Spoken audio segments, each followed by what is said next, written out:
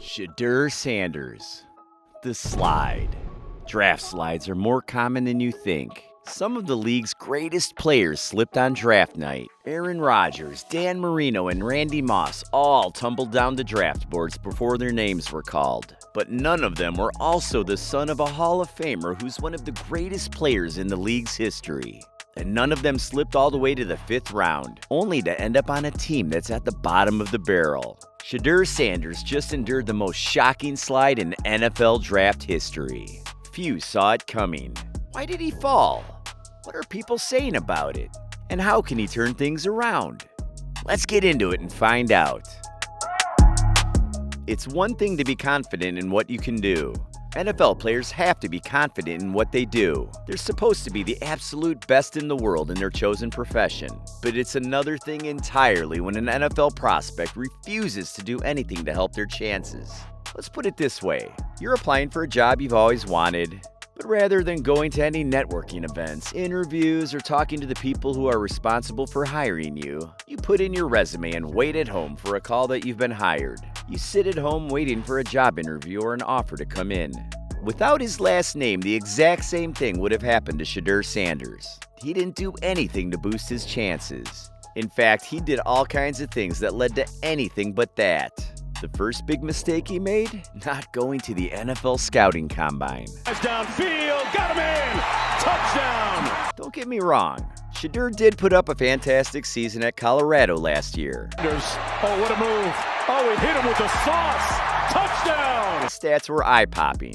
He completed 74% of his passes, threw for over 4,100 yards, 37 touchdowns against just 10 interceptions. But NFL scouts want to be sure that the player can consistently perform well. That's what the NFL Combine and Pro Days are for, to showcase talent. Shedeur chose not to do that. And even though some might not say it, the league also probably doesn't like when someone goes against how things have been done for decades. Whether you think Shedeur opting out made him a strong, independent man or a punk with no respect for the process is completely up to you. But in either case, the National Football League does not like it when people go against tradition. Another one of the traditions surrounding the NFL draft is team interviews. Every draft prospect has to interview with teams. It's part of the process. A great interview with a team can greatly boost a prospect's draft stock.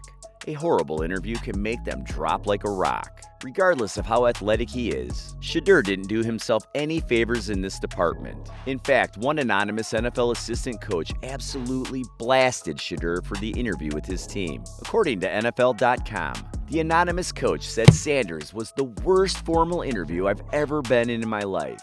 He's so entitled. He takes unnecessary sacks. He never plays on time. He has horrible body language. I mean, how many times did Riley get touched? You said what? How many times? He blames teammates. But the biggest thing is, he's not that good.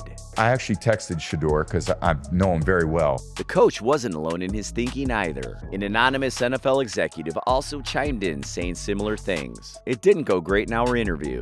He wants to dictate what he's going to do and what's best for him.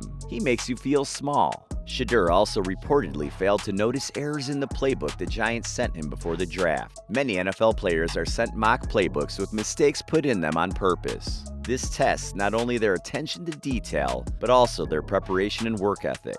All three qualities are hugely important to how successful a new rookie will end up being in the league. When Shedeur failed to notice the mistakes in his mock playbook, Giants head coach Brian Daboll wasn't happy about it, according to draft pundit Todd McShay.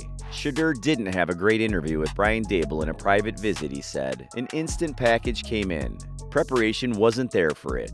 He got called out on it. Didn't like it. Brian didn't appreciate him not liking it. Because of Shedeur's lack of preparation, the Giants chose to take Penn State's Abdul Carter 3rd overall instead of him.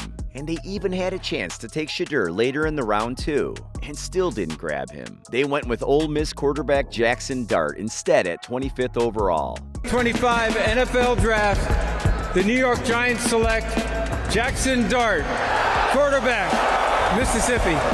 So it is the... But a lack of work ethic and preparation weren't the only things that caused Shedeur to start falling. It's time we address the elephant in the room, his dad. Every good parent wants to help their child in any way they can. If you have good parents, you're extremely lucky.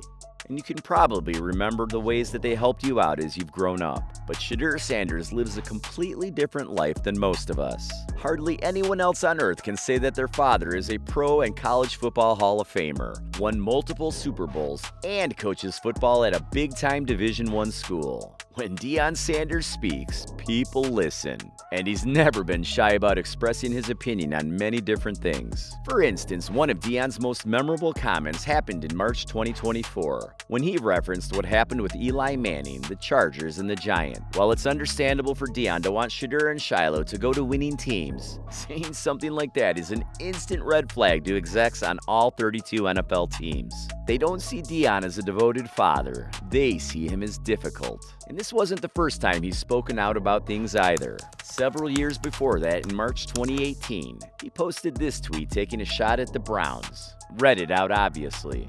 Even though he backtracked on his words later on, the damage was already done. People kept the receipts. But one final incident related to Deion may have truly started Shedeur's slide. Just watch. Did this dude really just say, "Do you know who my dad is?" You know who my dad is? They hated on him too. And did he really urge teams not to pick him? NFL franchise should pick him. This video should be shown in a job interview 101 class as one of the things not to do. I understand what Shedeur was trying to say, but he really should have had someone coach him on how to rephrase it. In a perfect world, every job has to be earned or lost based on a person's talent and abilities. But there's always outside factors. Likeability is one of them. Deion and Shedeur Sanders made themselves extremely unlikable to NFL teams over the course of the draft weekend. And it kicked off a fall that no one saw coming, not even Mel Kiper. Before the draft began, Shedeur was projected to go anywhere from number 1 overall to somewhere late in the first round. Most teams did not need a quarterback, but a few teams such as the Browns, Steelers, Saints, and the Giants did. Miami's Cam Ward went number 1 overall to the Titans. And then Cleveland traded the number 2 pick to Jacksonville to take Michigan defensive lineman Mason Graham. The Cleveland Browns select Mason Graham. Up and goes down. Mason Graham. New Orleans? They took an offensive tackle 9th overall. Once Pittsburgh passed on Shedeur at 21 overall to take a defensive tackle, Shedeur's people started worrying. As we said earlier in this video, the Giants took Dart at 25th overall, and that sent everyone into a full-blown panic mode. 2nd round. Round 2, the 2025. 3rd round. 4th round. We sure did. Here's the first pick of the day. With the 103rd pick in the 2025 NFL Draft. Everything came and went. Still, the phone didn't ring. The fall was so unexpected to Mel Kiper that he had a full-on meltdown when his boy was still on the board. Shedeur's draft weekend nightmare finally came to an end. The 144th pick in the 2025 NFL Draft, the Cleveland Browns select Shedeur Sanders, quarterback, Colorado. Listen to the reaction. And when Cleveland, a team that's been obsessed with finding their messiah at quarterback, took him at 144 overall, champagne was popped. Shedeur jumped into the pool at Deion's house during the draft party. All was right with the world. For most people. But for those firmly on Shedeur's side, they were furious. Like we said earlier in the video, Shedeur Sanders was expected by most scouts, coaches, and fans to be taken on day 1 of the NFL draft, no later than the 2nd round. And when that didn't happen, people started pointing fingers. They didn't look at Shedeur, they looked everywhere else. According to some, the league had it in for Shedeur. They were colluding against him. 2 of the loudest voices saying that were Stephen A. Smith and Chad Johnson, formerly known as Ocho Cinco. Stephen A. has always been known as one of the loudest talking heads in sports. Sometimes his takes are right, sometimes he's way off. But we'll let you listen to what he had to say and you can make up your own mind. Draft, and 32 teams passed on them. 4 different times they passed on them. How the hell is that happen? Now here's Chad Johnson's take. Because what's happening in this scenario, in this situation, in which I still believe is collusion, I'm not talking about race. I'm not talking about race at all. One thing for sure, the machine is undefeated. I'm happy for Shedeur, I'm happy for Shiloh, and for Shedeur Sanders getting the opportunity to play for the Cleveland Browns. Was what happened to Shedeur Sanders collusion to teach him a lesson? Or was it a league-wide conspiracy? We may never know the truth.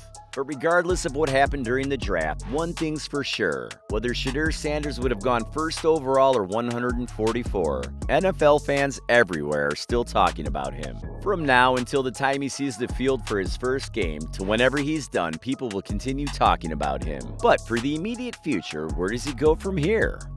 The Cleveland Browns have struggled to find their franchise savior at quarterback. They haven't had a truly great signal caller since Bernie Kosar back in the 80s to early 90s. Whether Shadeur likes it or not, he may be counted upon to turn the Browns around. But it could be a long time before he sees the field as a starter in an NFL regular season game. He's currently the 5th quarterback in the room with Joe Flacco, Kenny Pickett, Deshaun Watson, and fellow rookie Dylan Gabriel. But if there are this many quarterbacks in Cleveland, that means one thing: an open competition for the starting job. One of 3 things will happen. Either Shedeur will earn a starting spot fair and square, he'll flame out, or Deion will push until his son is QB1 in Cleveland. Will Deion stay out of it? Will Shedeur be the quarterback he thinks he is? Will this actually work out? What do you think? Let us know in the comments below. And while you're there, hit the like and subscribe buttons for more great content like this video. From all of us here at Primetime, thanks for watching. We'll see you in the next video.